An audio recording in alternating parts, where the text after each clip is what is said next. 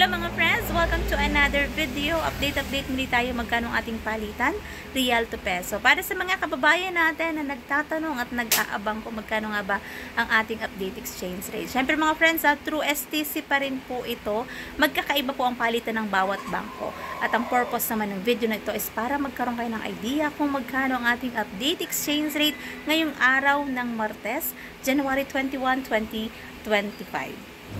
Update natin, 1 real equivalent ng 15.32 pesos. Para sa mga kababayan natin na nais magpadala ngayong araw na ito, yung pong ating update exchange rate through STC ito mga friends, STC Pay to bank account, kaya medyo mataas po ang palitan. Siyempre, pag nagpapadala ng pera sa Pilipinas, may binabayaran na transfer fee at meron din po yung VAT. Ang lagi ko pa rin paalala para sa bawat isa sa atin ang matutong mag-ipon, magtipid at matutong mag-invest. Napakasarap ng buhay sa Pilipinas mga friends.